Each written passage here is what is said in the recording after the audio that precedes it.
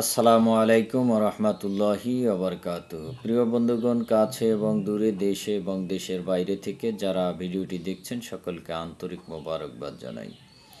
প্রিয় বন্ধুগণ, আজকে কথা বলবো প্রখ্যাত এবং বিখ্যাত দুইজন আলেমকে নিয়ে, যাদেরকে নিয়ে আমার কথা বলা বেমানান, তবুও বলতে হয়। এর কারণ হচ্ছে তাদের দুইজনার অসচেতনতার কারণে আজকে আলেম সমাজের অবনতি হচ্ছে। একে অপরকে ভণ্ড বলছে এবং বাকবিতণ্ডে জড়িয়ে যাচ্ছে মাত্র একটু সচেতনতার কারণে। অসচেতনতার কারণে এই সমস্যাগুলি হচ্ছে।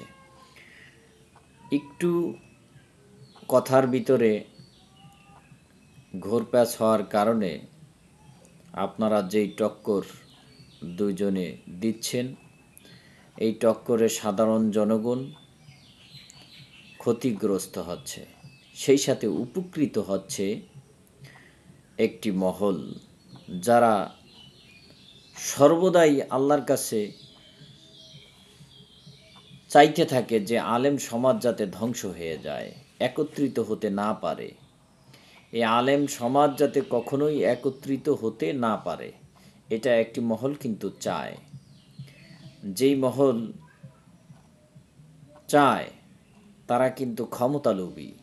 এই ক্ষমতালোভীরা চায় যে আলেম সমাজ কখনোই যাতে একত্রিত হতে না পারে।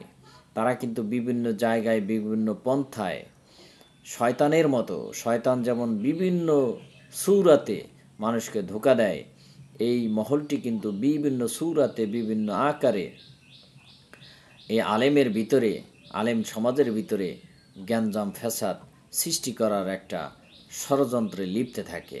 আর সেই ষড়যন্ত্রের ভিতরে আপনারা দুইজন সেলিব্রিটি হয়ে এবং বিখ্যাত প্রখ্যাত আলেম হয়ে আপনারা সেখানে পা দিলেন।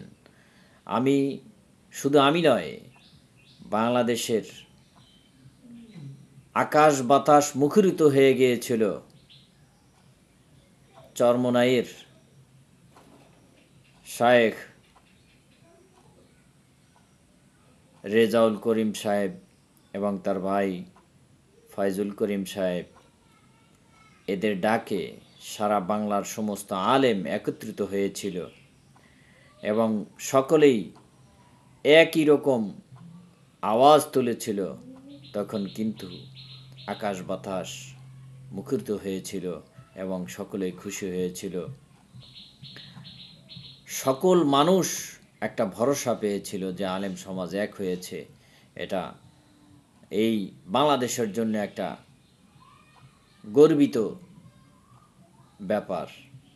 কিন্তু সেই থেকেই কিন্তু আমি দেখছি যে ক্ষমতালোভী একটি মহল, তারা ষড়যন্ত্র করে যাচ্ছে যাতে এই আলেম সমাজ ধ্বংস হয়ে যায়। আলেম সমাজের ভিতরে একে অপরকে সুন্নি, ওয়াহাবি, অমুক তমুক এক একজনের এক এক মত নিয়ে যেমন মতভেদ সৃষ্টি হয়ে যাতে তারা ধ্বংস হয়।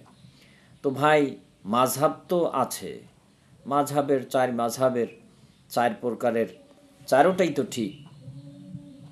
তো চারোটা যদি ঠিক হয়, আমরা কেন এভাবে সাধারণ জনগণকে ধোঁকার ভিতরে ফেলি? সাধারণ জনগণ কী কারণে এই ধোঁকার ভিতরে পড়বে আর আমাদের এই সমস্ত কথাবার্তা নিয়ে তারা আলোচনা করবে এবং তারা আমাদের প্রতি বিরূপ প্রতিক্রিয়া হবে?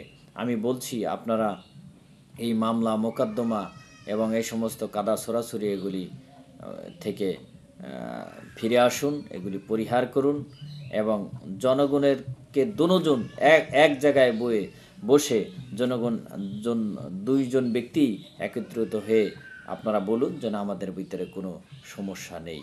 তাহলে আমি মনে করি আবার সে আকাশ বাতাস মুখরিত হয়ে যাবে। আল্লাহ তাআলা আমাদের বোঝার তৌফিক দান করেন। আমিন। আখির দাওয়ানা আলহামদুলিল্লাহি রাব্বিল আলামিন। আসসালামু আলাইকুম ওয়া রাহমাতুল্লাহি ওয়া বারাকাতুহু।